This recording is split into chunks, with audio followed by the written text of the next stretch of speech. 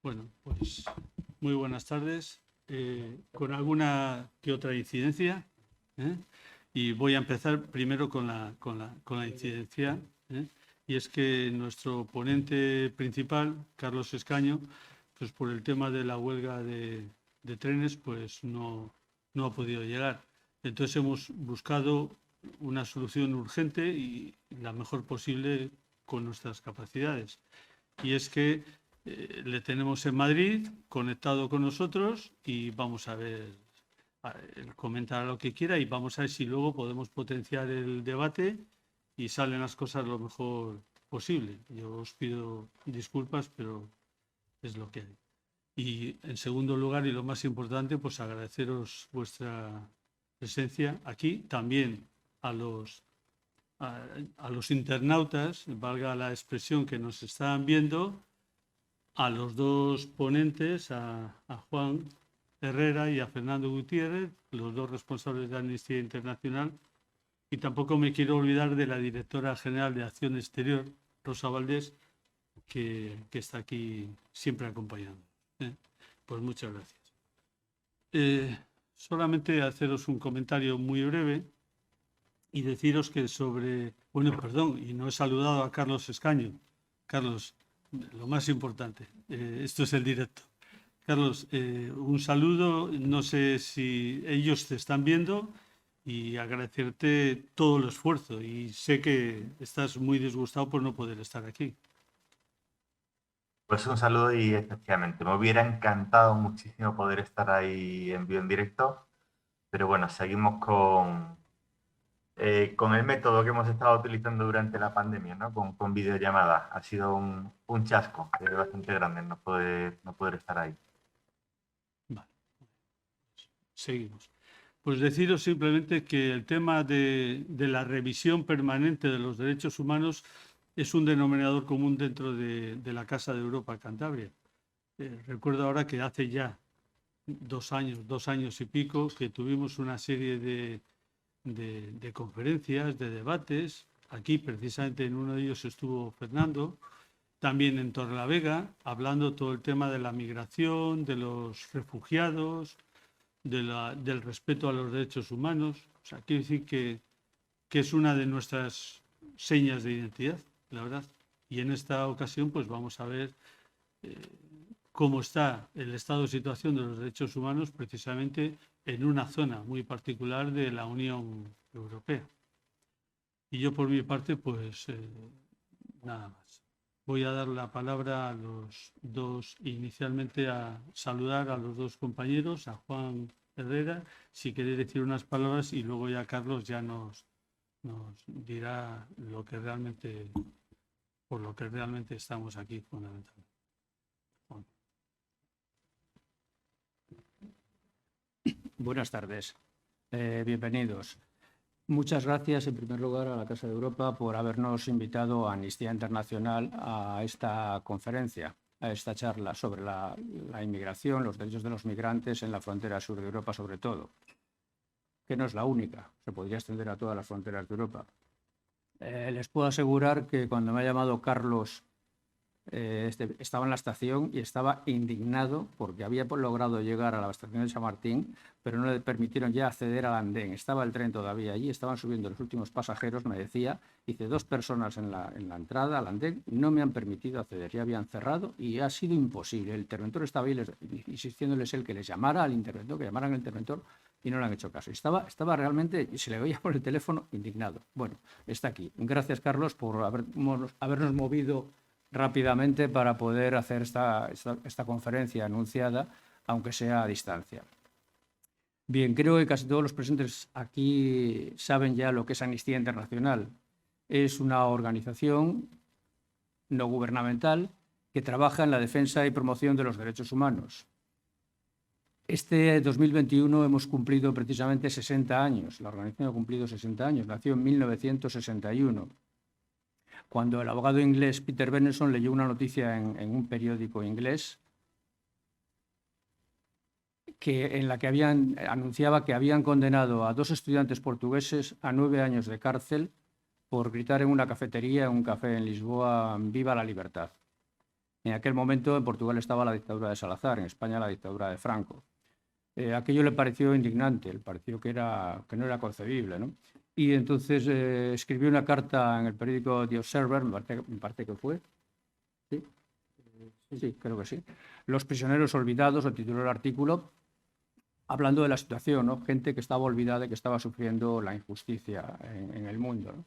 Recibió inmediatamente muchas respuestas de apoyo y eso fue un poco el germen. Él pedía también que escribieran a las autoridades, interesándose por los prisioneros, y eso fue el germen un poco de Amnistía Internacional, porque el trabajo de Amnistía Internacional desde entonces, y seguimos haciéndolo, consiste consiste en una gran parte en escribir cartas a las autoridades interesándonos por las personas que ven violados sus derechos humanos. Los derechos humanos recogidos en la Declaración Universal de los Derechos Humanos de 1948 de Naciones Unidas. Y eso es un poco lo que hacemos. Hemos crecido, hemos ampliado, nos hemos hecho más complejos, también las sociedades se han hecho más complejas y ahora hay otras labores mucho más directas y más profundas pues, con autoridades de forma muy directa, entrevistas, exigencias, etc., ¿no? Carlos, no sé si lo hemos dicho, es responsable de campañas, luego seguramente nos va a corregir, es responsable de campañas de inmigración, responsable de campañas de Amnistía Internacional de inmigración. Y yo creo que de momento nada más, me parece que es mejor escucharla. No sé si Fernando quiere decir alguna cosa. No, solo que quizás para que lo conozca Carlos, aquí la organización decidimos que estuviéramos Juan y yo aquí en la mesa, sobre todo por si se corta la conexión o luego cuando haya más intercambio con los asistentes, pues si hay algún fallo o algún problema, pues estar aquí para solventarlo. Pero estamos aquí sobre todo para escucharte porque es una oportunidad, es una pena que no hayas podido venir, Carlos, porque tampoco tenemos mucha oportunidad de disfrutar de la gente extraordinaria que tenemos ahí en el Secretariado Estatal en Madrid. Bienvenido.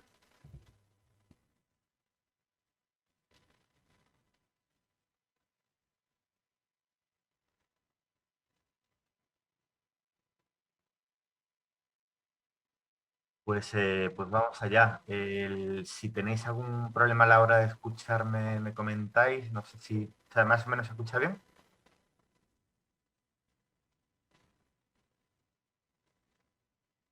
Perfecto. Bueno, pues comparto los agradecimientos.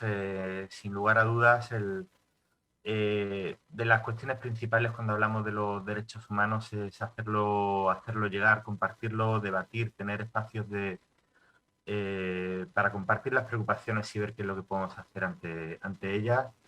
Y para mí es un privilegio el que me hayáis invitado y bueno, y siento muchísimo no poder estar ahí, que como decía me hubiera encantado.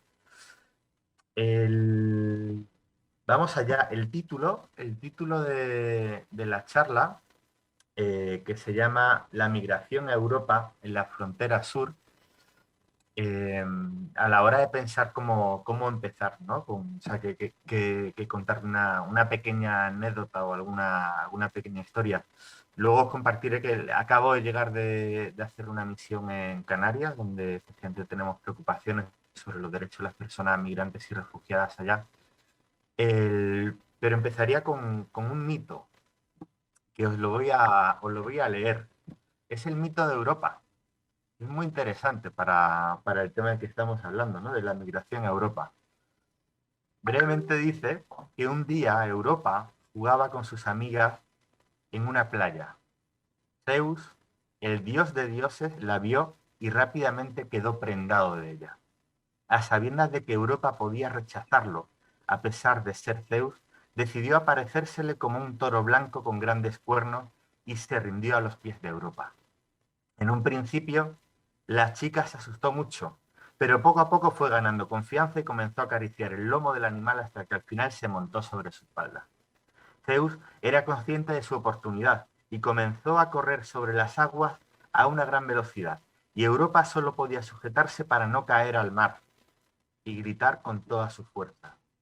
Tanto corrió que llegó hasta Creta, y mientras tanto los hermanos y madre de Europa salieron a su búsqueda, pero no dieron nunca con ella.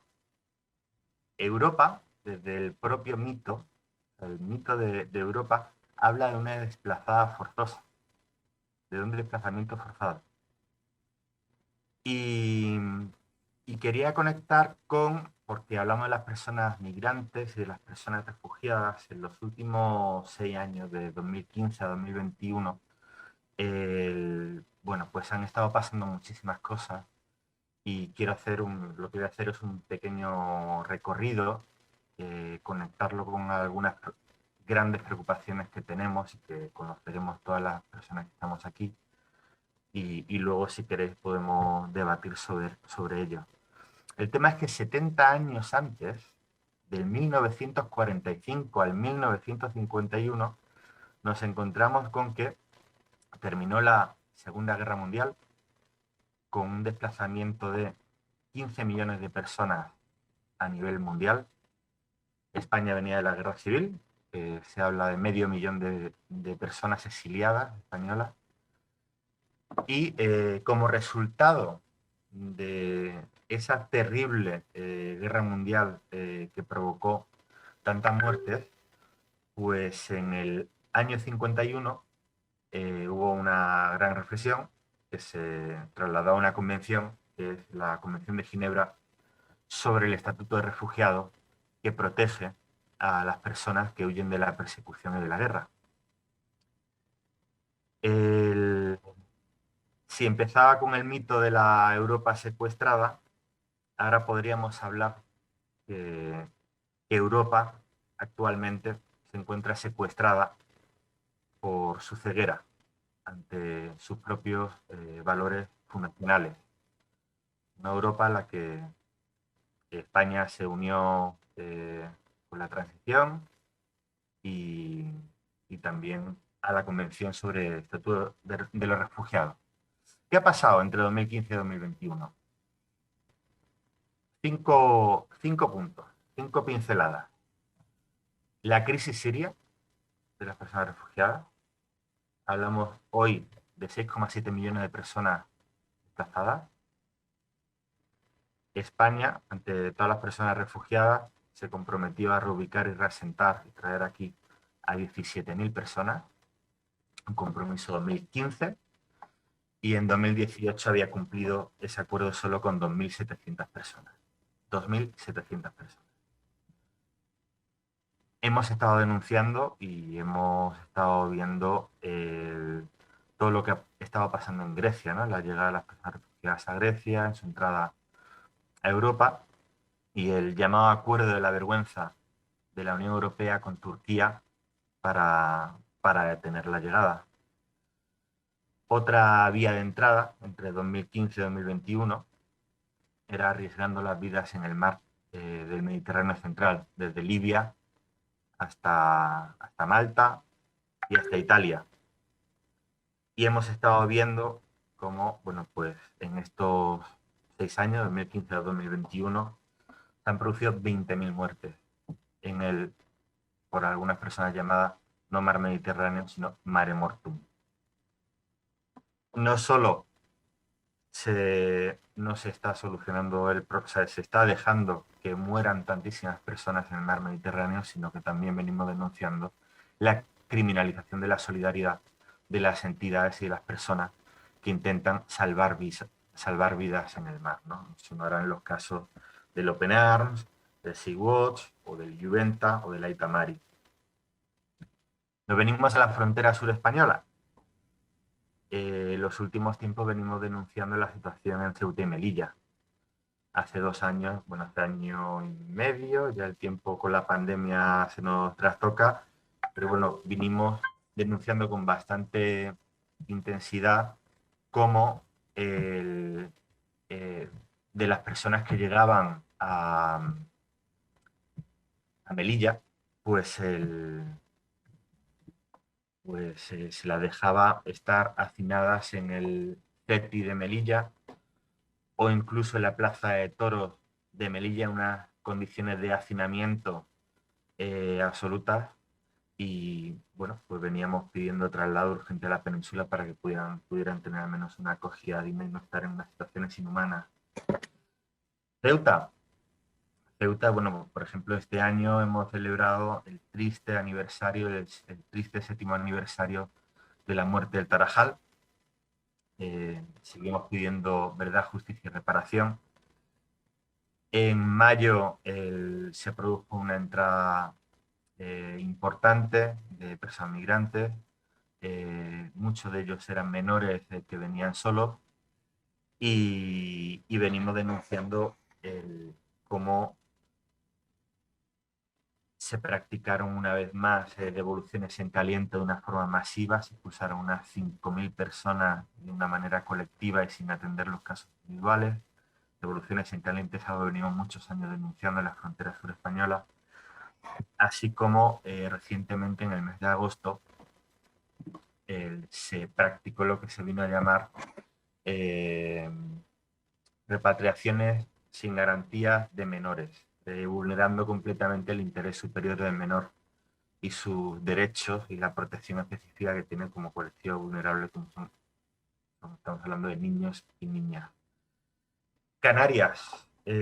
Canarias, por ejemplo, en los 6 primeros meses de este año se produjeron 9.900 muertes en el trayecto hasta las Islas Canarias. Venimos denunciando desde el verano pasado que se aumentó considerablemente la llegada, unas condiciones de acogida bastante deplorables, el caos, la descoordinación, la falta de planificación de algo que se venía a venir, porque al final las personas se desplazan más si lo que te mueve es huir de un conflicto armado, huir de la persecución, huir de la pobreza, de los desastres del cambio climático, y son todas estas cosas graves problemas de los que además tenemos responsabilidades desde el origen. Estamos hablando de, bueno, pues en las distintas vías de llegada a Europa, por Grecia, bueno, ya ahora mismo, por no olvidar, Afganistán, ¿no? Nos encontramos con una nueva situación de crisis de personas refugiadas y desplazadas que intentan huir de ese lugar y todo lo que puede implicar quedarse allí. Afganistán tiene 2 millones, o sea, hay 2 millones de personas refugiadas de Afganistán en los países vecinos. Es el segundo país con más refugiados que tiene más refugiados del mundo después de Siria.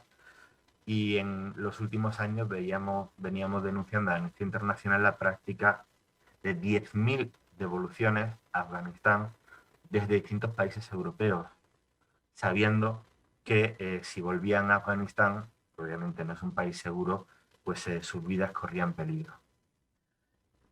Esto es la Europa fortaleza, no es la Europa de los derechos humanos, no es la Europa de la dignidad, de la democracia, de la solidaridad, es la Europa fortaleza. Y nos estamos encontrando con que si la historia de la humanidad es la historia de la movilidad humana, todas las personas que estamos aquí somos resultado de un desplazamiento de nuestros antepasados, antes o después de un lugar a otro. Hoy, con una situación en la que hay más personas desplazadas, forzadas en el mundo después de la Segunda Guerra Mundial, pues, como comentaba, provocó un desplazamiento de 15 millones de personas. Ahora mismo estamos hablando de 82,5 millones de personas desplazadas a la fuerza en el mundo, de 26 millones de personas refugiadas, de las cuales el 86% se encuentran acogidas en países en desarrollo, no en Europa. Alemania es uno de los países que sí que ha acogido a más personas refugiadas en el mundo. Está entre las 5 personas que más, los 5 países que más vienen acogiendo, estando Turquía con 3,7 millones, Colombia 1,7 millones, Pakistán 1,4 millones, Uganda 1,4 millones, Jordania, Líbano también han hecho unos grandes esfuerzos para acoger a personas que huyen del conflicto, de la guerra y la persecución. Me acuerdo en una charla, en una conversación en Amnistía, o sea, al poco tiempo de llegar, que se comentaba que si la Segunda Guerra Mundial, en vez de haber sido una guerra, hubiera sido una catástrofe medioambiental brutal, que hubiera provocado esas muertes y esos desplazamientos, hoy en día seguramente quienes estarían protegidos en el mundo no serían, las personas refugiadas no serían por huir de la guerra o de la persecución, sino que serían las personas que huían de los desastres medioambientales, ¿no? Pero lo que ha tenido una especial protección, y eso hay que protegerlo como oro en paño, es la condición de refugiados que huyen de la guerra y la persecución.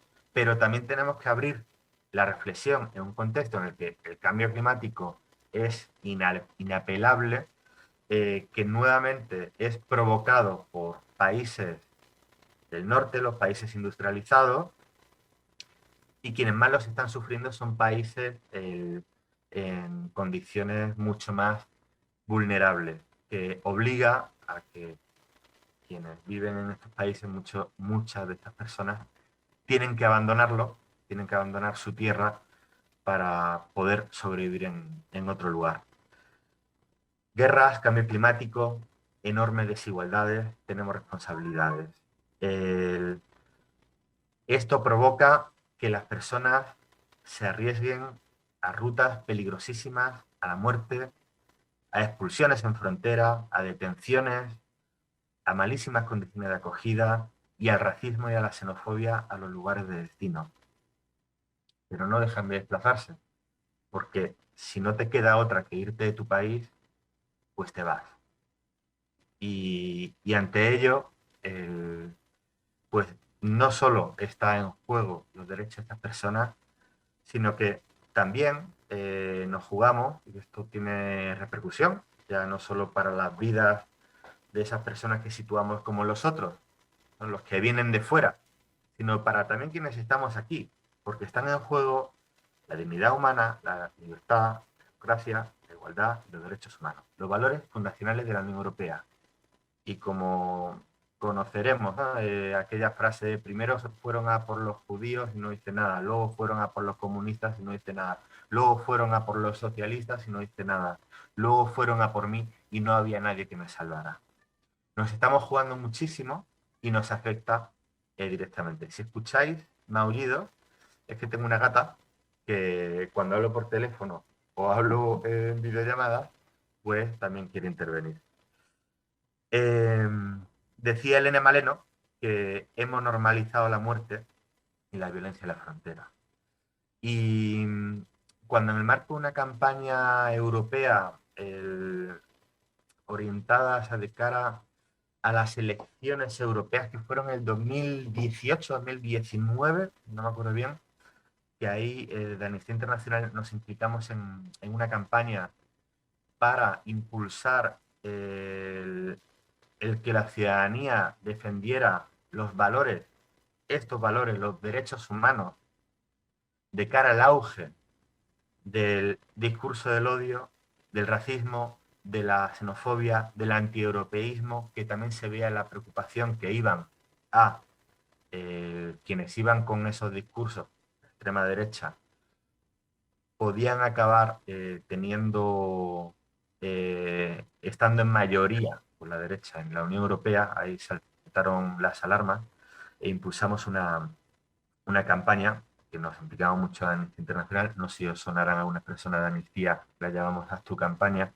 Al final el resultado fue positivo en el sentido en que la extrema derecha no acabó en la mayoría del Parlamento Europeo, pero las estimaciones decían que sí que iba a suceder y al final no sucedió eso. Pero bueno, cuando estuvimos preparando la campaña, un responsable de comunicación del Secretario Internacional pues hablaba que se había hecho un estudio y decía, ¿con qué se identifica la gente? ¿Con su equipo de fútbol? ¿Con su nacionalidad? En primer lugar, con lo que se identifica más todo el mundo es con que somos seres humanos. Y hoy en día, en un mundo completamente globalizado, donde las interdependencias, las relaciones son mucho más allá de estas fronteras que creamos, que esto viene de la época de las monarquías absolutistas del siglo XV, del siglo XVI, ¿no? El concepto de frontera nos lo tenemos que replantear. porque no hay fronteras para unas cosas y sí para otras. Por ejemplo, para la explotación de recursos.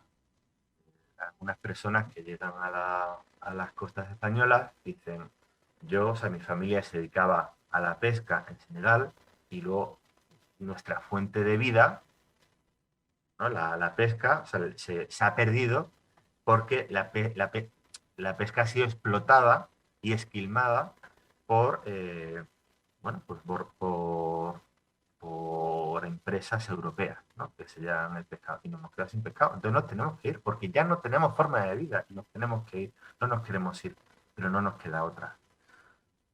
Tenemos responsabilidad, como comentaba, en el cambio climático y las guerras.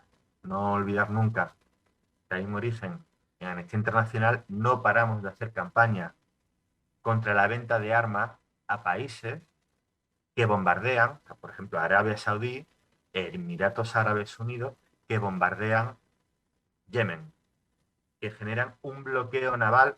Hemos vendido hace poco 5 corbetas, el Arabia Saudí, llevan a cabo un bloqueo naval que no permite que lleguen los alimentos. Hablamos de la mayor catástrofe humanitaria provocada por el hombre que se está produciendo en Yemen. Cada año que desde el 2015 venimos denunciando el conflicto de Yemen y la responsabilidad de los Estados europeos y de España, porque ya algunos países europeos han dejado de vender armas a Arabia Saudí y Emiratos Árabes Unidos, pero España no, sigue vendiendo armas. Tenemos una responsabilidad directa, tenemos que ir a las causas y tampoco olvidarnos que, acordándome de un chico yemení que estuvimos entrevistando el viernes pasado, porque venimos de estar con una compañera investigadora, Virginia y yo, en Canarias, documentando la situación de las personas migrantes y refugiadas que se encuentran allí. Y la última entrevista fue un chico yemení. Tenía el cuerpo completamente reventado a causa de la guerra.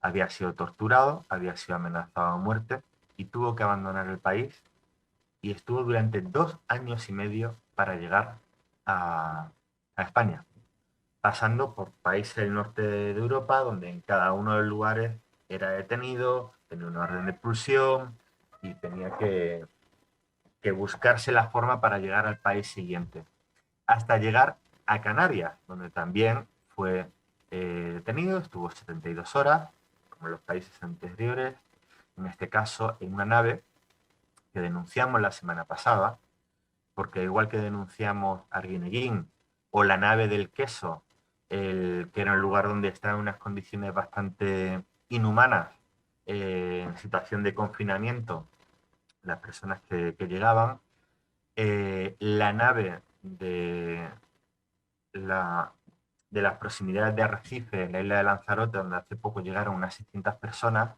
pues se encontraban ahí tumbados en el suelo, con los baños sépticos con el orín fuera, con una parte abierta que entraba el frío, personas que estuvieron, por ejemplo, en abril que pasaron mucho frío, una comida en unas condiciones terribles, un lugar cerrado donde no se ven las violaciones de derechos humanos de personas que vienen de vivir todo el trauma, de jugarse la vida en una patera y de atravesar países, y qué menos que intentar poner en valor nuestros propios valores fundacionales para poder estar orgullosos de ser europeos.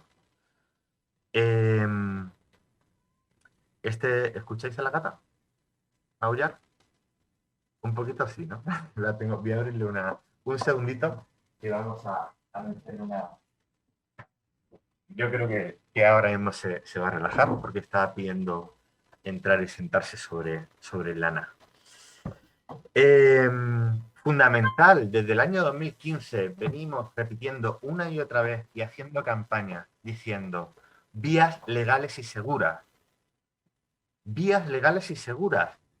Este viaje de este chico yemení que huye de un país, de una guerra, donde caen bombas lanzadas por países a quienes vendemos bombas y que sufren hambre porque no llega una alimentación por un bloqueo naval realizado por un país al que le enviamos barcos militares, estuvo 2 años y medio para llegar a Canarias porque no había vías legales y seguras. Tanto gasto y tanto negocio de mafias, tanto sufrimiento, todo esto es necesario. No se puede abrir vías legales y seguras que puedan viajar en condición de seguridad, o sea, habilitar una vía para que puedan llegar. Vías legales y seguras. No criminalizar a las organizaciones y personas que intentan salvar vidas en el mar. Esa es otra de las grandes peticiones que llevamos llevando a cabo en los últimos tiempos. No sé si os acordaréis de casos como el del Open Arms. Salvar vidas en el mar, salvamento y rescate. Si es que esto está en el derecho marítimo, que estamos hablando ya de cumplir la propia legalidad de la que los Estados europeos están comprometidos. No llevar a cabo devoluciones en caliente. Llevamos años haciendo campaña para que no se lleven a cabo devoluciones en caliente. En el año 2015, después de las muertes de Tarajal, que entraron unas 90 personas, la Guardia Civil, mientras que estaban en el mar, dispararon pelotas de goma contra el mar, lanzaron botes de humo, murieron 15 personas, otras tantas fueron devueltas, y a consecución, después de eso, ¿qué hubo? Se incorporó en la llamada Ley Mordaza la reforma de la Ley Orgánica de Seguridad Ciudadana que entró en vigor el 1 de julio de 2015. Se incorporó una disposición adicional que reconocía que quería legalizar una práctica ilegal, la de las devoluciones en caliente. Desde entonces hemos tenido la malísima noticia, porque bueno, el gobierno ahora mismo de coalición que se encuentra en el gobierno, o sea, antes de llegar al gobierno, se había comprometido a derogar esa disposición adicional. Y hubo un varapalo del Tribunal Europeo de Derechos Humanos, que condenó a España por practicar devoluciones en caliente. Pero ya con el gobierno actual se recurrió a la Gran Sala, y la Gran Sala al final, digamos que en cierta manera, es interpretable, pero en cierta manera validó la práctica de las devoluciones en caliente. Y el Tribunal Constitucional Español siguió esa dinámica, y también había un recurso de constitucionalidad de esa reforma de la ley, y digamos que en cierta manera, y basado en unos presupuestos que no eran correctos, como que las personas que entran saltando la valla a Ceuta y Melilla podrían pedir asilo en la frontera, cosa que no es verdad, avaló esa práctica. Y luego llegamos a agosto, y como comentaba, cuando se produjo una entrada masiva, se llevaron a cabo no 50, no 13, no 100 devoluciones en caliente, se llevaron a cabo 5.000 devoluciones en caliente, algo absolutamente inaudito. Cuando llegan las personas aquí, pedimos condiciones de acogida dignas, respetar sus derechos, y nos estamos encontrando que por el caos, la falta de coordinación y por la falta de voluntad política, porque si hay muchas personas en Ceuta y Melilla que son muy pequeñitas, o en Canarias, se pueden llevar a cabo traslados a península, y llevamos mucho tiempo pidiendo eso. Entonces, bueno, pues nos encontramos con un panorama de Europa fortaleza muy preocupante, que desde el trabajo que hacemos de Amnistía Internacional España también lo estamos señalando en Canarias, en Melilla y en Ceuta. Sobre Canarias, como comentaba, nos preocupa la gestión caótica e improvisada desde las llegadas, el aumento de llegadas en verano de 2020.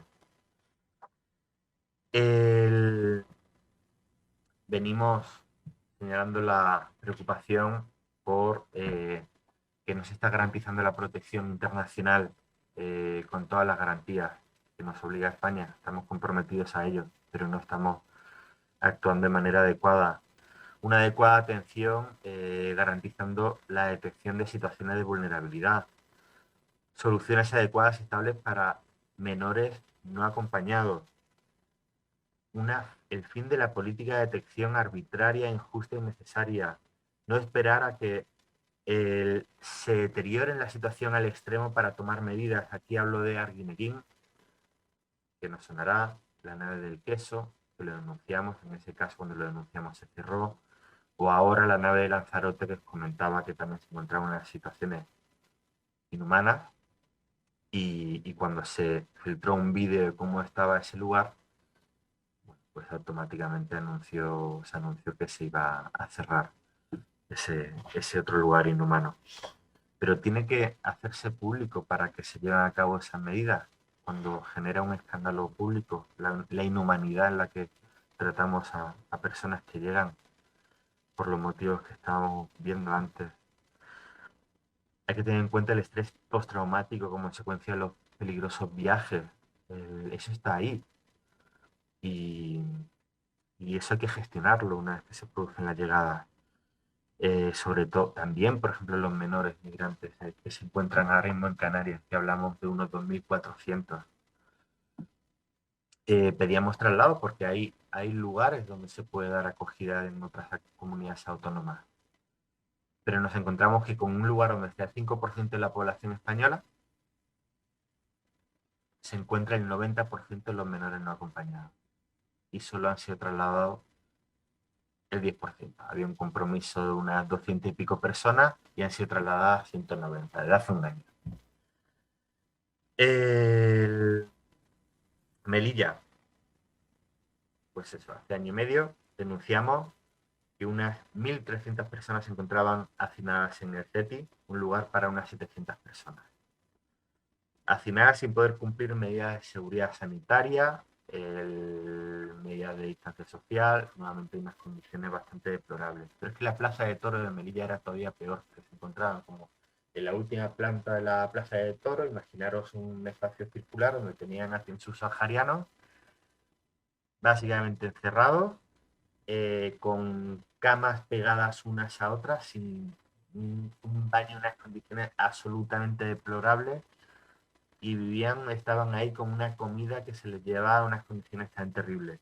Estamos aceptando, normalizando un maltrato institucional, porque hay una responsabilidad. Estamos hablando de personas en espacios gestionados por la institución, que es absolutamente inhumano.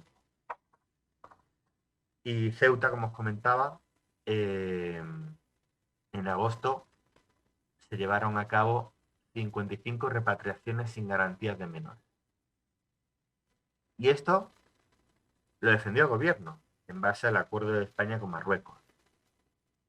Luego se demostró que era ilegal la práctica que se estaba llevando a cabo porque no cumplía las convenciones internacionales, la Convención de Derechos del Niño y la propia legislación española, porque se cogía a los niños, a 55 niños, y se devolvió a Marruecos sin,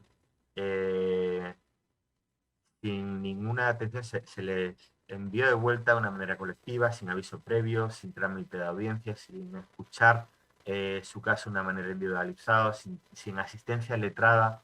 Y esto se logró paralizar porque fue una práctica que empezaron a llevar a cabo sobre los menores que se encontraban ahí, y se logró paralizar por organizaciones de la sociedad civil, por la denuncia, por la justicia que paralizó esta práctica por ser ilegal, por la denuncia del defensor del pueblo, por la denuncia de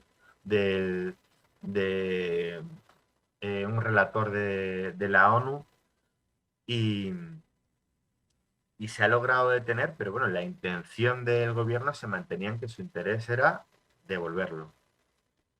Bueno, habrá que atender de una manera individualizada. Estamos hablando de menores, de niños que vienen solos. Habrá que escuchar su historia y atender al interés superior del menor, como dice la legislación española, y ver si lo mejor en su caso es que vuelvan con su familia o no. En general, este recorrido de 6 años es un recorrido de pérdida de humanidad, de deshumanización, ante lo que, como contrapeso, hay que poner en valor a la sociedad civil. a los colectivos, a las organizaciones.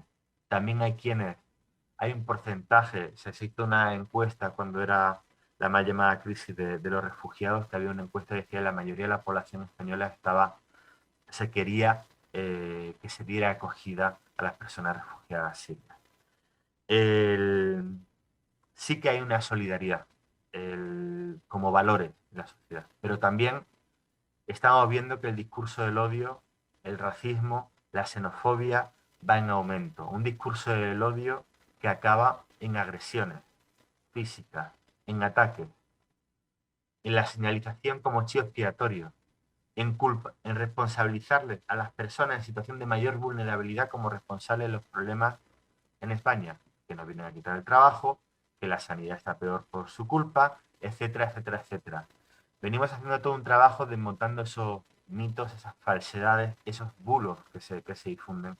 Y es importantísimo que como sociedad nos impliquemos a la hora de denunciarlo, de informarnos, de informar, de contrarrestar esa información falsa, porque, porque nos estamos jugando, pues eso, ¿no?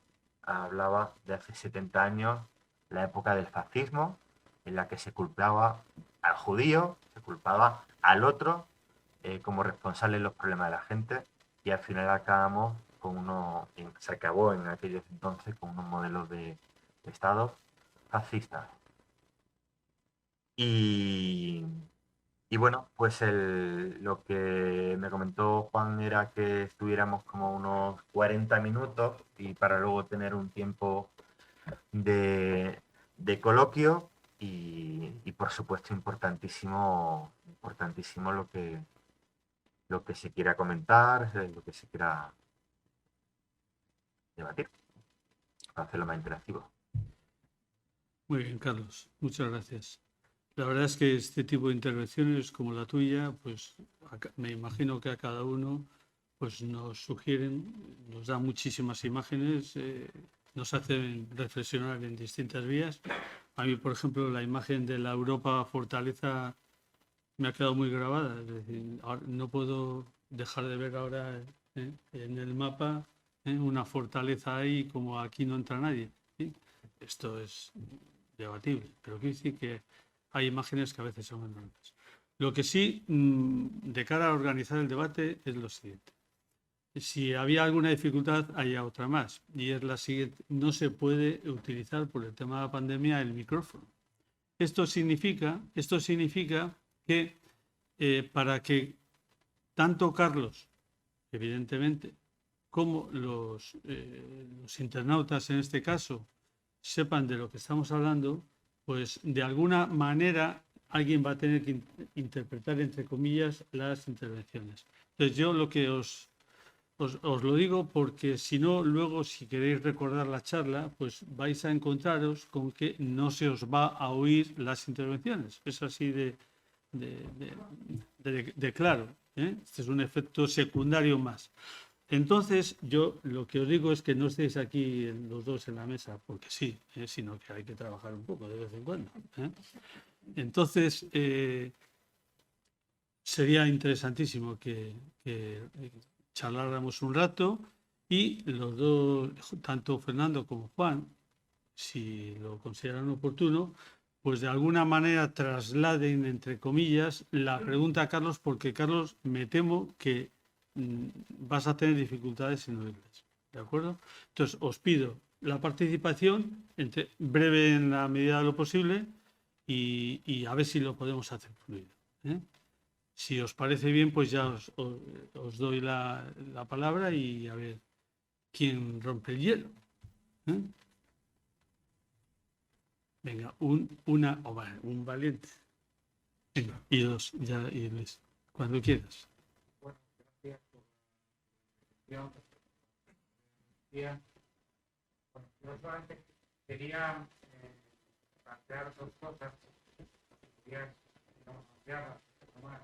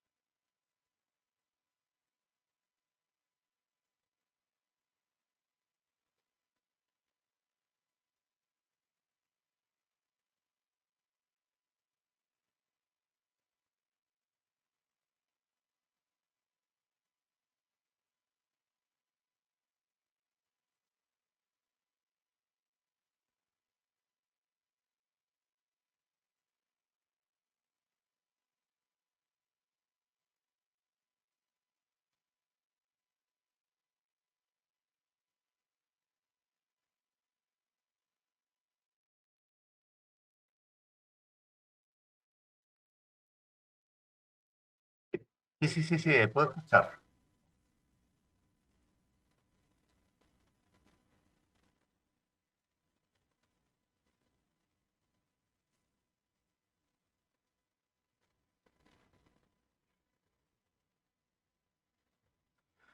Sí, el, de cara al debate, ¿no? O sea, que está el proceso del pacto de migración y asilo de la Unión Europea. El, efectivamente, o sea, yo no tengo tanto conocimiento en profundidad sobre ello, sí que se está trabajando de Amnistía Internacional, pero yo ahora en los últimos tiempos estoy más focalizado en España. Sí que recuerdo, bueno, una de las peticiones más importantes que teníamos sobre ello, Amnistía, es que hubiera un mecanismo independiente de monitoreo que supervisara las prácticas que se estaban llevando a cabo en frontera y que se diera una financiación adecuada a organizaciones independientes para que lo pudieran llevar a cabo. Luego, una de las cosas que se comentaba era que el caso de Canarias nos sirviera como ejemplo para el debate que se está produciendo en el marco del Pacto de Migración y Refugio a la hora de creación de hotspots con macrocentros donde ahí se encontrarán las personas migrantes. El caso de Canarias es un ejemplo del fracaso de ese modelo, como también en Italia, como también en Grecia. Al final, si tú haces recaer sobre un territorio más reducido la acogida de las personas migrantes y refugiadas, pues al final bueno, pues el sistema no funciona. O sea, lo que estamos viendo, por ejemplo, en Canarias solo son, si bien hay mejoras, ahora mismo hay algo de menos personas, pero uno se espera que en este otoño lleguen bastantes, ya aumentó hace poco con la llegada de 600 personas, el, pero lo que estamos viendo es que se llevan a cabo traslados. Es distinto que si la acogida se lleva a cabo de una manera repartida entre los distintos países de la Unión Europea, a que el peso recaiga en los países fronterizos de llegada. Y por otro lado, la externalización de las fronteras con terceros países, bueno, pues venimos denunciando que tanto Turquía, Libia, Marruecos no son países seguros. El caso de Marruecos está quizá menos documentado, se sabe menos. De Turquía se ha trabajado muchísimo. De Libia también, en condiciones terribles se encuentran las personas migrantes allá. Y eso de apoyar y reforzar estos terceros países que no garantizan unas condiciones dignas, tampoco es la vía. Eso tirando un poco de memoria, porque sí que es cierto que ahora mismo, por eso cuando estuvo planteando la ponencia, se planteó que entráramos más en frontera sur, o sea, también yo puedo aportar más ahí, porque estoy más en eso. Sí que Amnistía Internacional está trabajando, está haciendo todo un trabajo de lobby, compartiendo preocupaciones sobre este pacto de migración y asilo a nivel europeo. Y bueno, y una de las principales peticiones ante esas prácticas, Frontex, etcétera, es que haya una supervisión, un monitoreo independiente. Porque cuando se llevan a cabo determinadas prácticas que no se ven, que no salen a la luz, que no hay quien las supervise de una manera independiente, pues se pueden llevar a cabo gravísimos abusos. Esa es una de las grandes preocupaciones. Le pasamos la pregunta, la segunda pregunta, por favor. Sí, perdón, ¿me dejas un momentito? Yo quisiera intervenir, Carlos, porque además, por responder a la pregunta que se nos ha hecho, hacer mención un poco del Pacto de Inmigración y Asilo de la Unión Europea. El verano pasado, creo, salió este documento que está pendiente de ratificación de los Estados miembros de la Unión Europea. Tengo aquí lo que decía la Comisión Española de Ayuda al Refugiado sobre el pacto. Dice, 5 claves de una propuesta decepcionante. Procedimiento acelerado en frontera para devoluciones, reduciendo los requisitos y procedimientos para facilitar la expulsión. Solidaridad a la carta, en el cual los países europeos se podían permitir o recibir personas refugiadas, vulnerables, o compartir aspectos económicos. Había una forma de... Se le ofrecía a los países distintas opciones para que cada uno escogiera del menú lo que quisiera en cuanto a este aspecto, a la migración y asilo. Externalización de fronteras, control de fronteras, para lo cual contemplaba un aumento enorme del número de efectivos de la Unión Europea en frontera. Vías legales y seguras, que es un poco la palabra mágica a la que nos atenemos, a la que más habría que prestar atención. Y sobre ello, CEAR dice condicionadas. Hablaba este documento de la Unión Europea de promover captación de talento. Es algo que chirría, este aspecto discriminatorio y utilitarista del derecho al refugio. Y bueno, eso, nada más. Simplemente, como tenía este documento, quería daros este detalle. Gracias a ti, Chuchi, por sacar este tema.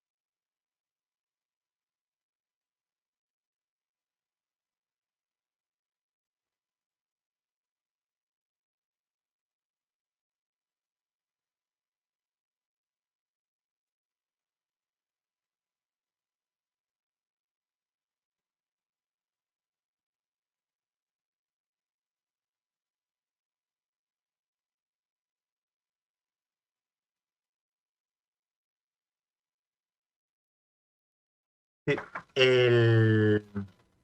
pues precisamente una de las cosas que comentamos, que venimos denunciando en Canarias, en otros casos, que la mala gestión de la migración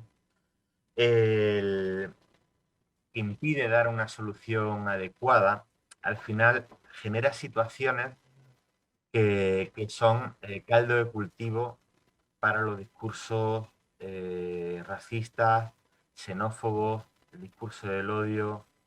Pongo en situación. Y conecto con el tema de regulación. Por ejemplo, en Canarias te encuentras con que por la deficiente gestión de la situación allá, llega un menor con 16 años, tiene que estar tutelado por el Estado, se tienen que garantizar unas condiciones dignas y eso está más protegido.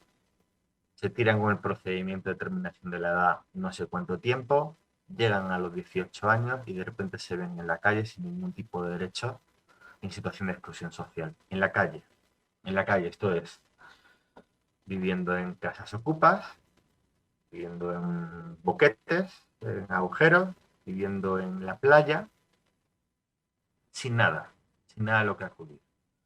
Y al no estar ni reseñado, ni identificado, ni tener ningún tipo de papel, hasta tienen dificultad para acceder a sitios de beneficencia para de comer. Al final, una persona que se encuentra en esa situación tiene que hacer, sea, cualquier persona quiere sobrevivir, quiere poder comer. Entonces, si no se le da ninguna posibilidad de trabajar, si no se le da ninguna posibilidad de absolutamente nada, ¿qué hace esa persona para poder sobrevivir? Pues algunas personas encontrarán la solidaridad de las redes activistas, solidarias, de colectivos, de acogida, iniciativas que te pueden salvar de esa situación. Pero ante esa ausencia del Estado y ante esa deficiencia, pues nos encontramos con otras personas, pues harán lo posible para poder sobrevivir y podrán acabar cometiendo delitos. Y eso lo jugarán los discursos racistas, xenófobos y de odio para decir, es que todos son unos delincuentes, es que todos son unos tal. Entonces, la deficiencia de la acogida española provoca una exclusión que provoca, o sea, que es caldo de cultivo del racismo y de la xenofobia. Entonces, tenemos que intervenir ahí si no queremos que esto se nos vaya de las manos. Eso es importantísimo. Y luego, por el otro lado, conectando, venimos, no sé si conoceréis, pero bueno, entidades de todo el Estado, muchísimas, se han estado movilizando, de las que trabajan con menores, no acompañados, bajo la tutela del Estado, que por cómo se encuentra ahora mismo el reglamento de extranjería, estando bajo la responsabilidad de la tutela del Estado, acaba en una situación de irregularidad. ¿Esto cómo puede ser? Bueno, pues ha habido todo un proceso de trabajo. Amnistía ha apoyado más en un segundo plano porque estamos en muchas cosas y no estamos en todo. Al final hemos estado intentando acompañar y apoyar un poco en el último periodo.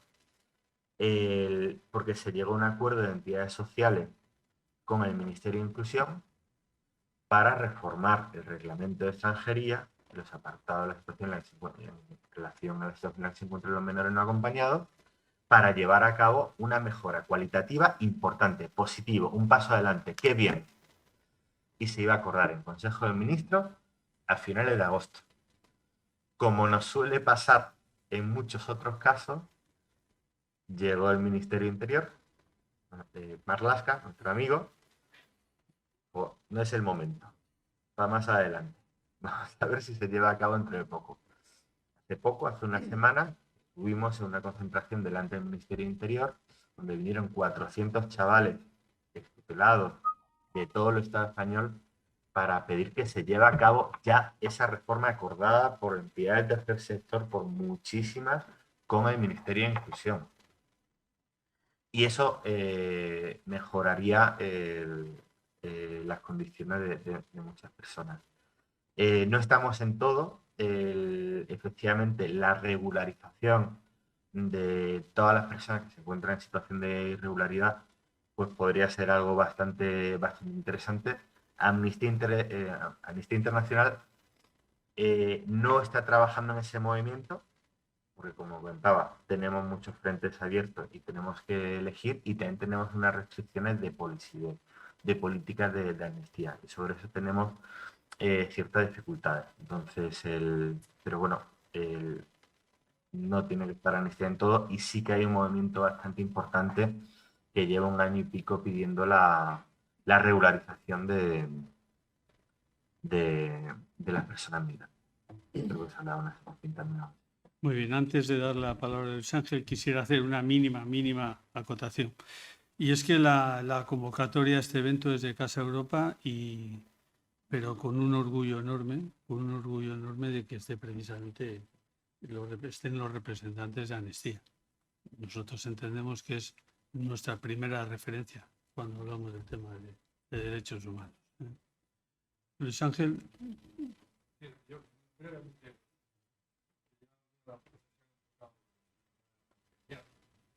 me queda bastante claro el concepto de Europa fortaleza. No lo conocía, pero sí es verdad que esta situación es una situación que contraviene de alguna manera los principios fundacionales de la Unión Europea y ese deseo de exportar un modelo de libertad y de acogida que en la práctica no se está viendo.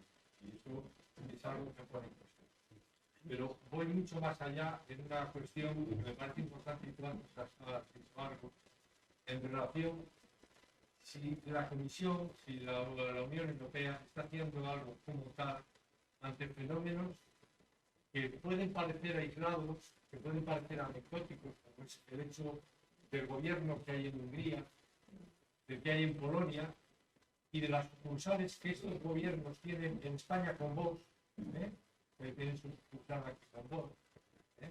Si me apuras mucho más, esto tiene un origen determinado en los Estados Unidos con Trump y advertir que aquí hay un laboratorio de ideas que dice un señor que está relacionado con problemas de la justicia en los Estados Unidos, se llama Steve Bannon, y en Italia un laboratorio de ideas fascistas, de ideas xenófobas, de ideas racistas. Entonces, quiero decir que este tipo de cosas, si en este contexto la Unión Europea está haciendo lo suficiente por acabar, zanjar, parar este tipo de actitudes, porque son actitudes tremendamente peligrosas. Eso es una gran preocupación. Y luego, como cuestión que me parece importante, es si Amnistía Internacional se ha planteado que tiene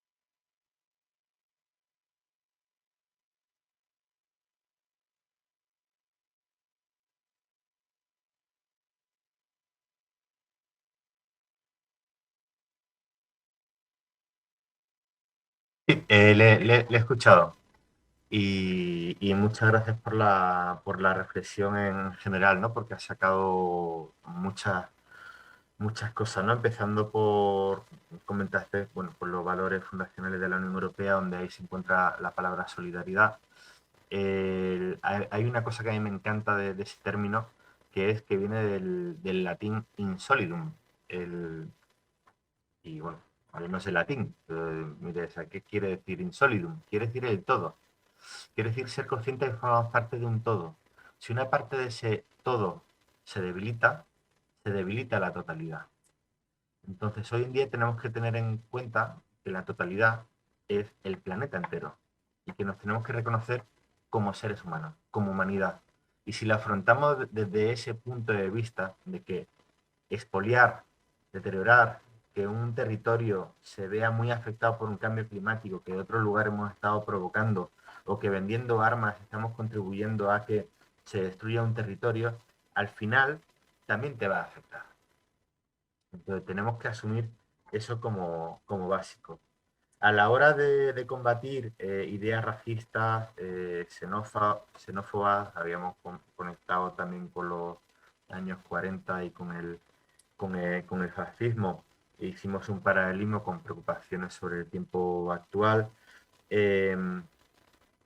Ante el auge de discursos, también de partidos, pero no solo, también de personas, de medios que utilizaban la técnica de señalar como chivo expiatorio a los migrantes de los problemas de la gente y fomentaban ese discurso para sacar luego rédito electoral, tuvimos un proyecto, llevamos a cabo una campaña importante de cara a las elecciones europeas, donde estaban pues desde las fuerzas de Hungría, Francia, otros países, también España, incipientes en aquellos entonces, y veíamos con preocupación porque era un discurso claramente no solo antieuropeísta, sino no solo racista y xenófobo, sino también, bueno, en general, claramente antiderechos humanos.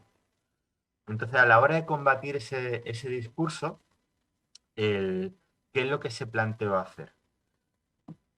Si uno pone en el centro del tablero ese discurso tan negativo y nos dedicamos a hacer frente a ese discurso, hablando de ese discurso, lo estamos reforzando. Perdemos. Entonces, ¿qué se puede hacer como alternativa? Poner tu propia agenda, con esperanza, con la ilusión de que realmente puede mejorar las cosas, de que te va a poder mejorar la vida. Porque si estamos hablando, ¿no? O sea, de migrar no es delito. Si estamos centrados en eso, estamos hablando de migración y delincuencia. Y estamos con esos dos conceptos. Ahí perdemos. Hay que crear otros cuadros mentales. Un ejemplo, no sé si habéis visto la película No. No os veo, entonces no sé si estáis diciendo que sí o que no. ¿Os suena, Paulino? ¿Cómo ves? ¿Alguien ha visto la película No? Yo la he visto, Vale. Carlos. Es sobre el referéndum ¿Pero? de Pinochet en Chile. ¿No escucho? Efectivamente. Entonces, ¿qué es lo que hicieron? Decían, bueno, pues las expectativas era que iba a ganar el sí a la continuidad de Pinochet, claramente. Y dieron un pequeño espacio a quienes apostaban en la televisión para quienes apostaban por el no a Pinochet y una transición hacia un Estado democrático. Bueno, pues al final ganó el no. Y fue bajo sorpresa completamente. No, las encuestas no esperaban eso. ¿Qué hicieron?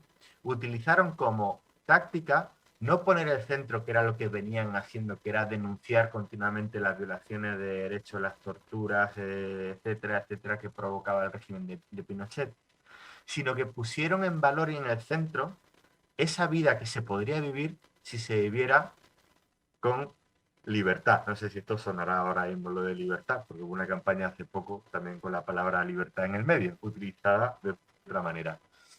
Pero, claro, se puso en valor lo positivo de que sería vivir en un Estado social y democrático de derecho en Chile. E ilusionaron. Y entonces se pudo cambiar las cosas. Es muy difícil hacer una campaña de una organización social con un recurso limitado para cambiar las cosas. Pero ese caso, esa campaña de cara a las elecciones europeas en las que se veía que la extrema derecha iba a llegar a la mayoría con ese discurso antiderechos humanos, a la mayoría del Parlamento Europeo, al final no lo consiguió contra las expectativas y antes hubo una movilización. Se puso el foco en los jóvenes que pasaban las elecciones y tal. Hubo un aumento de la participación de los jóvenes en las elecciones muy importante y fue un voto verde, fue un voto con otra conciencia. Un voto verde, más feminista, más tal. Entonces lo que impulsamos de Amnistía fue poner en el centro del tablero los derechos humanos. Y fueron también más organizaciones las que impulsaron. Y hubo movilizaciones, y hubo todo tipo de acciones. Que eso lo mismo consiguió al final que una parte de la población para quienes los derechos humanos pueden ser algo importante, pero que puede estar desmotivada, para que se animara a que hiciera campaña por ello o que al final acabara votando. Por limitaciones, porque Amnistía es apartidista y eso era algo muy novedoso, porque al final lo que se pedía era el voto por los derechos humanos. Sí que se pidió claramente el voto por los derechos humanos en otras secciones europeas, en la española hicimos toda una movilización para poner un discurso de los derechos humanos en el centro y difundirlo, intentar promoverlo en distintos espacios. Pusimos nuestro granito de arena. Quizá hoy Europa sería otra. Sí, está muy mal, pero en un tiempo de barricadas de los derechos humanos y de mucho retroceso, a veces lo que no conseguimos es, o sea, no conseguimos un gran avance en algunas cuestiones, pero sí que conseguimos evitar retrocesos mucho mayores. No es suficiente, porque están avanzando mucho esos discursos, esas políticas de odio, racistas, xenófobas, pero bueno, seguiremos en la batalla y haciendo todo lo que podamos para que al final primen esos valores fundacionales de la Unión Europea. No ha dicho nada Carlos, pero Amnistía Internacional sí ha trabajado con empresas a lo largo de su historia. Por ejemplo, hay una muy concreta que es la contaminación que produjo la petrolera Shell en el delta del Níger. Ha sido al final condenada por tribunales holandeses a indemnizar a la población. En pequeña cantidad, pero bueno, y eso fue un trabajo muy intenso de Amnistía Internacional. También me parece en la industria Bhopal en la India, creo que también ahí estuve trabajando. Es decir, trabajamos, como dice Carlos, hasta donde podemos, hasta donde llegamos, no se puede hacer todo. Gracias. Quisiera, sobre la pregunta que hacía Luis Ángel, los dos puntos, dar dos notas. Una positiva sobre la primera. Justo hoy se hacía eco la prensa de que en Polonia varias regiones están dando marcha atrás en sus políticas homófobas porque se quedan sin las ayudas de los fondos europeos. Y el redactor de la noticia pues, mostraba la alegría y la sorpresa de que hay un instrumento como los fondos europeos que, usado adecuadamente, consigue que los socios de este club se atengan a las normas del club. El que no quiera, que se busque otro club. Y estaba funcionando.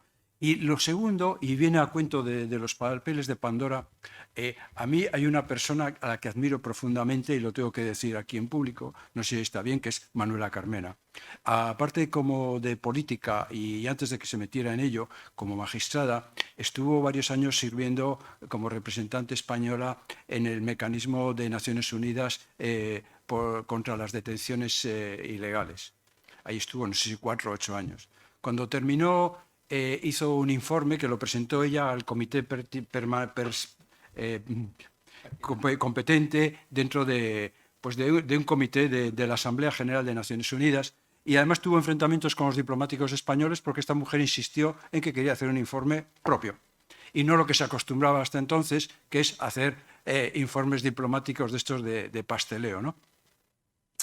Yo el informe se lo he leído porque además lo pillé porque le hicieron una entrevista cuando terminó su mandato aquí en España y leí la entrevista del periodista, me gustó muchísimo y la tengo en casa impresa. Esta mujer, en ese larguísimo informe, dedicaba 2 o 3 páginas, no sé si tú, Carlos, lo conocerás, a explicar lo siguiente. Ella decía, ¿de qué sirven las leyes? ¿De qué sirven los tribunales si las sentencias se compran y se venden? Y a partir de ahí hizo un relato extenso sobre el significado de la corrupción. Y venía a decir que la corrupción económica, porque prácticamente no hay otra, es corrupción económica, está en la base de una buena parte de las violaciones de derechos humanos. Entonces, en relación a lo que hablábamos del coltán, del petróleo en Nigeria, etc., la corrupción económica.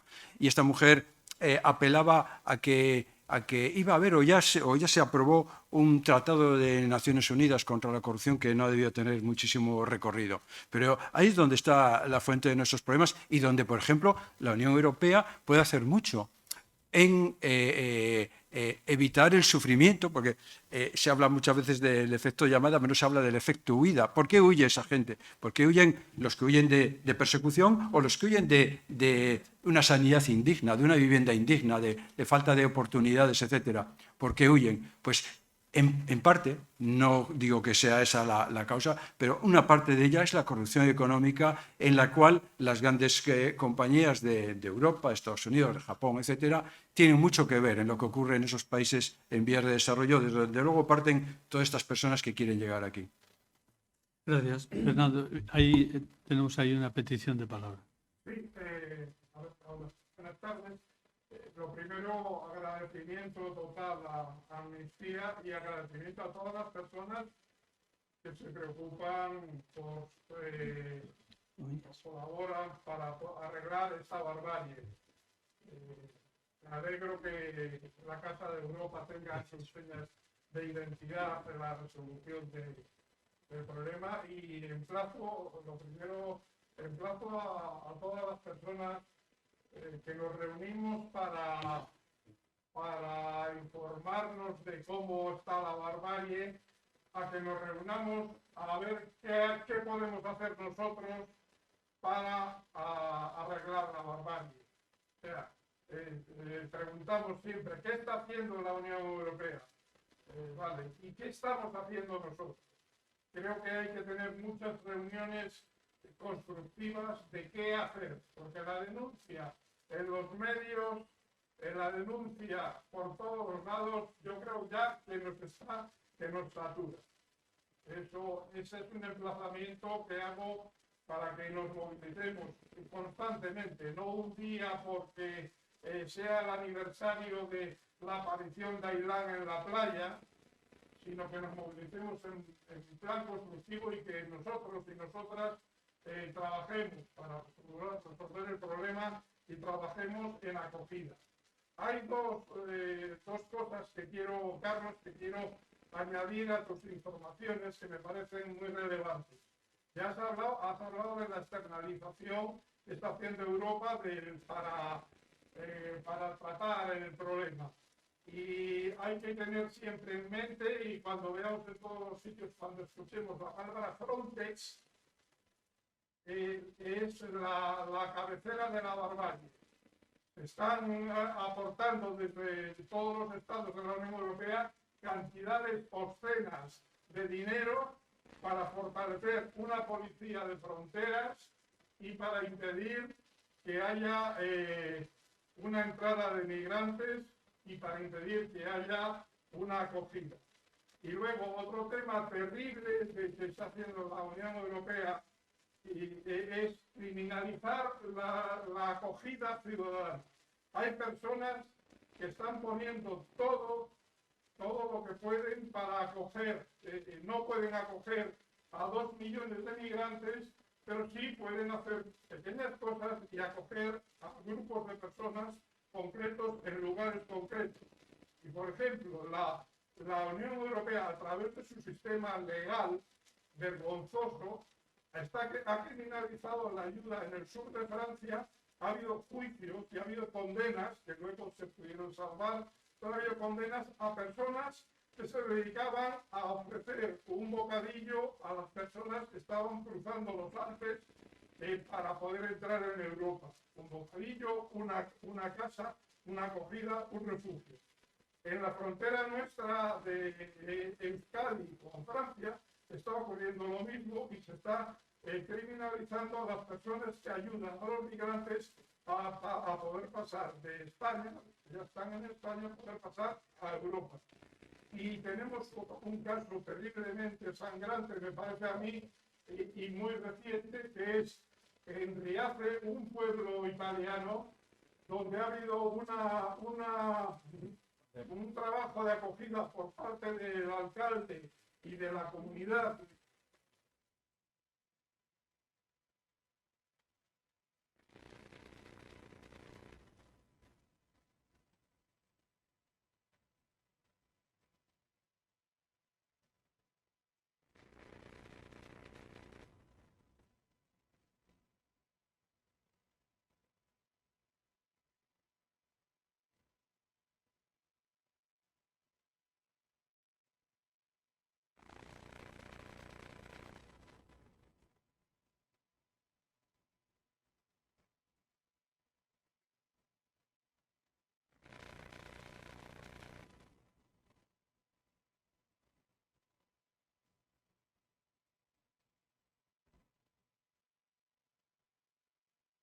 Sin lugar a dudas, me quedo con una de las últimas cosas que ha comentado. O sea, la criminalización de la solidaridad es una de las grandes preocupaciones, porque para esta Europa fortaleza es un problema, no solo porque señala la vergüenza, porque están en sitios donde pueden visibilizar cosas que si no, ni siquiera sabríamos. ¿Cómo sabríamos todas las personas que están muriendo, por ejemplo, en el mar Mediterráneo, ¿no?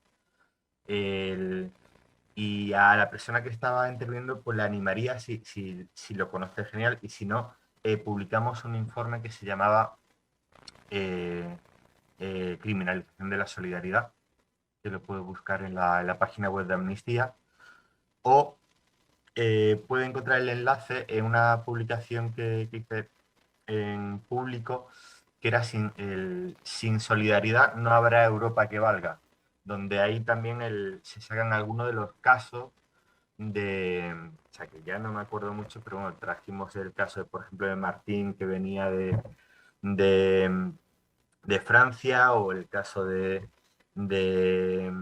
Anabel de Open Arms, de cómo con distintas prácticas y normativas se ha estado dificultando la labor de las iniciativas solidarias de la ciudadanía, que se revela ese maltrato institucional y que dice, bueno, pues lo que decíamos en una de las campañas, salvar vidas no es delito. O sea, y es que estamos hablando ya de la labor más básica de salvar vidas que se viene criminalizando.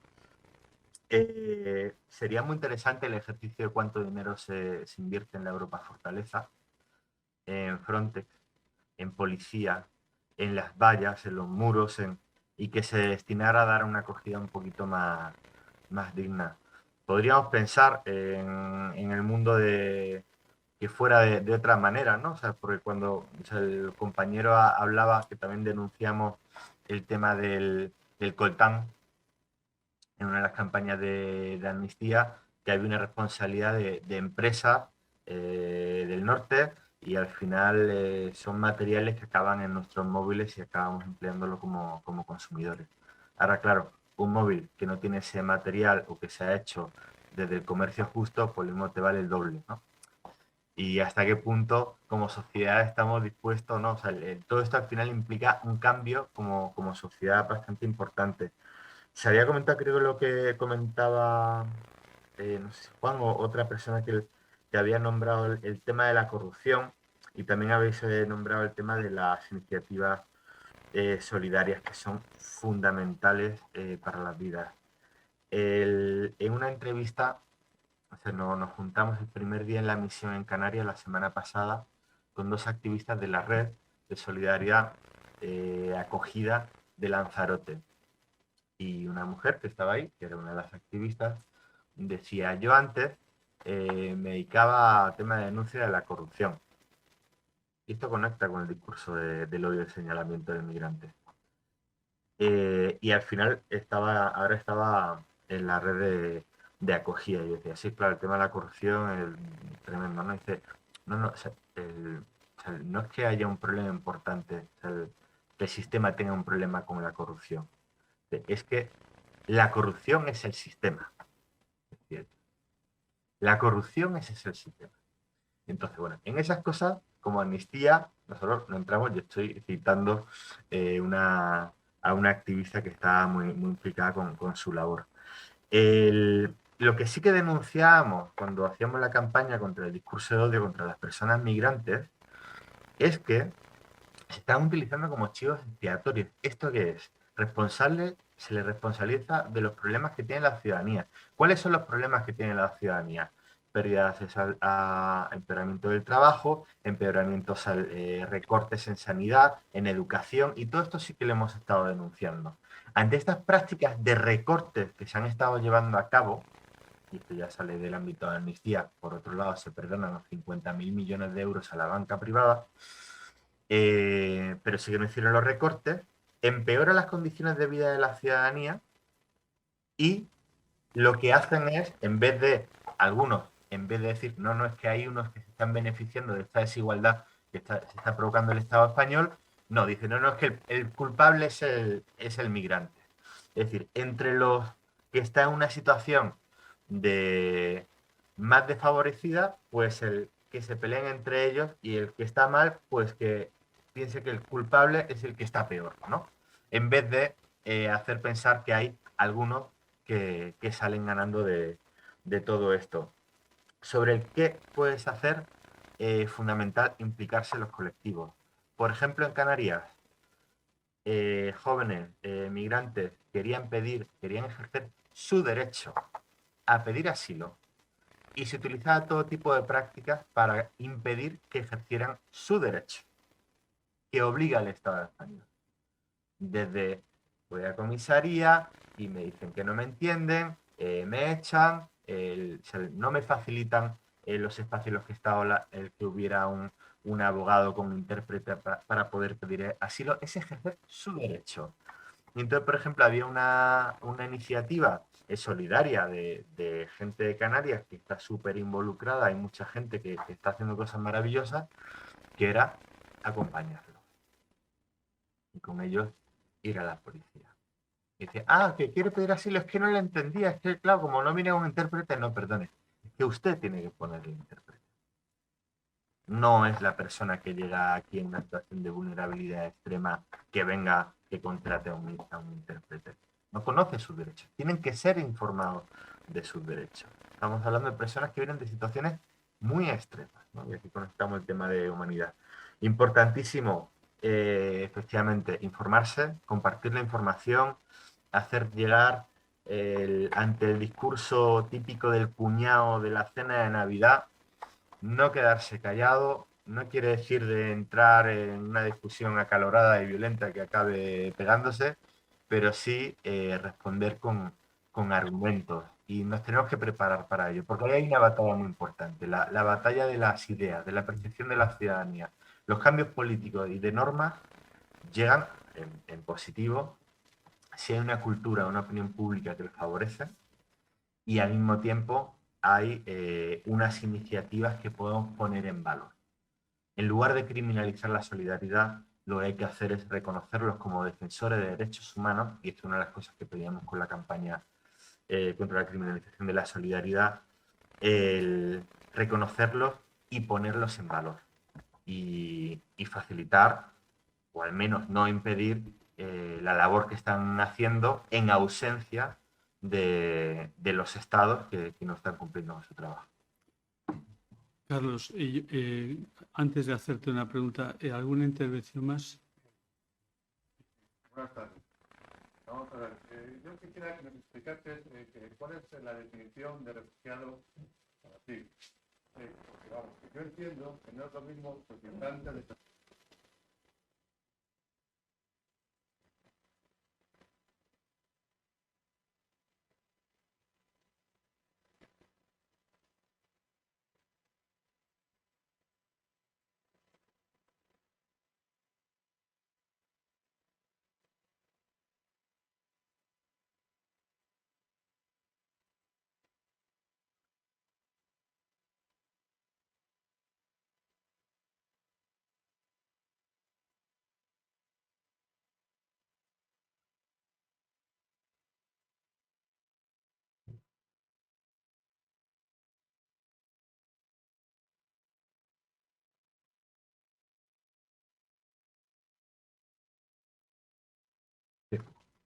Sí, las personas refugiadas lo son de por sí, por el simple hecho de que huyan de un conflicto armado, que huyan de la persecución, que puede ser por distintos motivos, por ejemplo, por su orientación sexual. Entonces, normalmente, no hay duda si es una persona que viene de un país en conflicto armado, sirio, yemení, Mali, conflicto armado, también, marroquí, no, es decir, se discrimina por nacionalidad, cuando en realidad no es así, porque una persona puede sentirse amenazada, su propia integridad, en un país, aunque ese país no esté en guerra, como por ejemplo por orientación sexual. Entonces, las personas que llegan al Estado español que son refugiadas de por sí porque esa situación se da sobre su vida, tiene derecho a manifestar su voluntad de ser protegida como persona refugiada. ¿Qué implica esto? Que el Estado español tiene que facilitar una entrevista individualizada, acceso a un abogado, acceso a un intérprete, para que esta persona, de una manera efectiva, pueda llevar a cabo la entrevista para que sea reconocida y pueda ser protegida como refugiada. Eso se diferencia de la migración por motivos económicos. A día de hoy se habla también de refugiados como consecuencia del cambio climático. Esto no está reconocido a día de hoy. Es algo que se quiere que se reconozca, que esto es lo que comentaba al principio. Si en lugar de haber habido una Segunda Guerra Mundial en Europa, porque esto está protegido por los españoles, franceses, italianos, alemanes, por las personas que con motivo de la Segunda Guerra Mundial tuvieron que huir de sus países, tienen que salir de sus países. Entonces, al salir de sus países, no es que haya un vacío, haya un boquete y caes en la nada. O sea, llegas a otro lugar. Entonces, si tú huyes de la guerra, la persecución, pues que no puedas ser devuelto a ese país porque corre peligro tu seguridad. Entonces, tienes que ser acogido, tienes que ser recibido por ese país. No puedes ser devuelto. Y bueno, o sea, como se reconoció ese derecho de la Convención de Ginebra del año 51, a la que el Estado español se adhirió en el año 78, creo, cuando ya la transición al modelo de Estado que tenemos ahora mismo, Estado Social Democrático de Derecho, pues eso obliga a España a reconocer la condición de refugiado. ¿Qué es lo que sucede?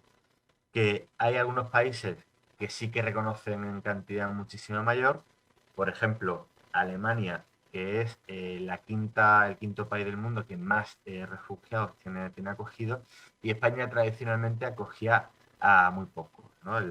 Lo que habían eran vías más para migrantes por motivos económicos. ¿Qué es lo que pasa? También habrá que replantear. Hay un movimiento que dice, a día de hoy, las personas que tienen que abandonar su país porque ya no pueden seguir en su país por motivo del impacto del cambio climático, que le han dejado sin unas condiciones suficientes para la supervivencia, y se ven expulsados, porque no hay un efecto llamada, hay un efecto de expulsión por el modelo internacional que hay ahora mismo y por muchas cosas que pasan en muchos sitios donde tenemos responsabilidad.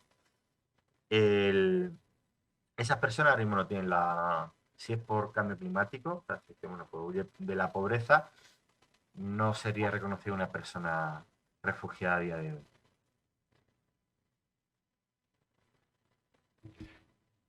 Vamos a tener que finalizar porque igual que empezó la reunión con el problema técnico, ahora necesitamos un tiempo para poder descargar la grabación de la intervención de Carlos y de toda la reunión.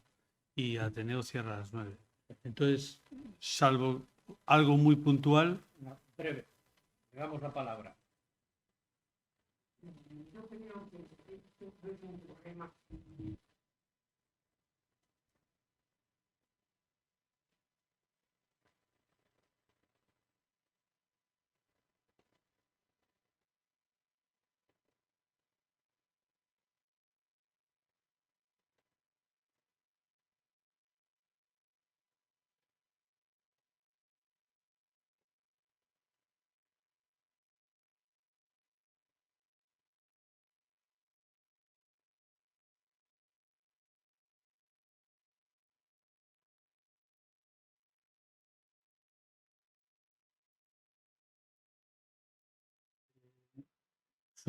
Tiene razón en lo que dice, es la situación mundial.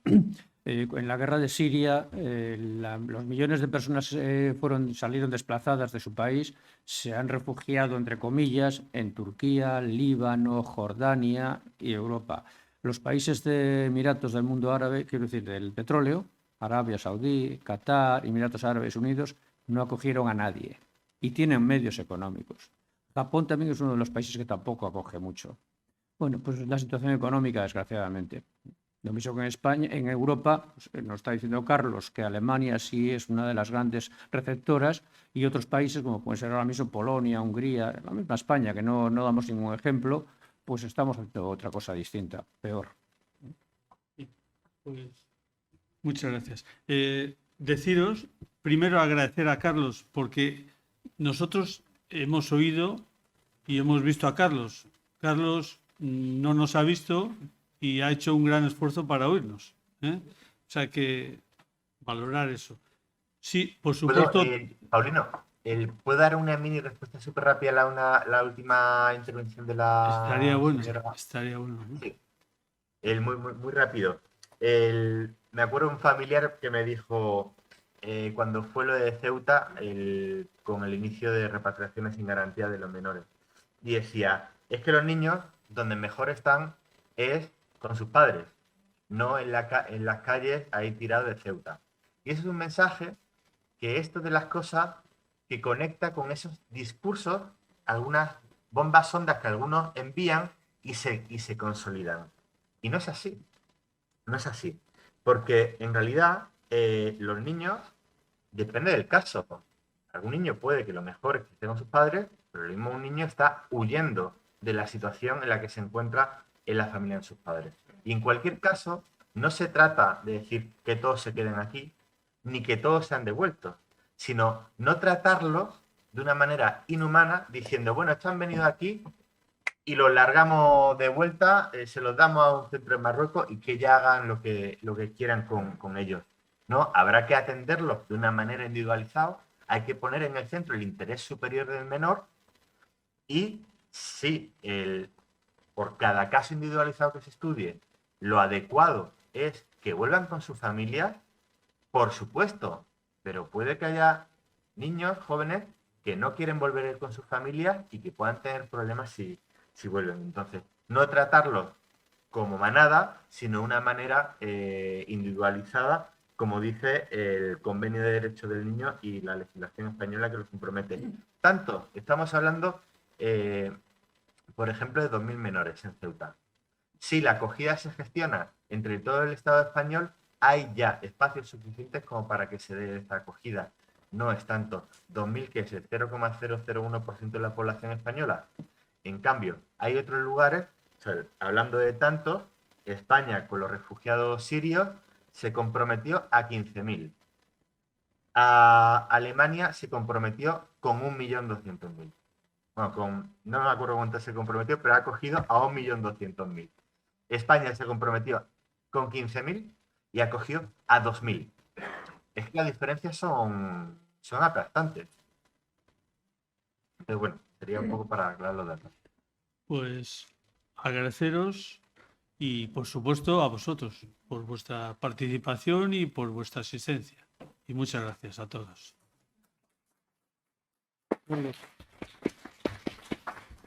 Hay como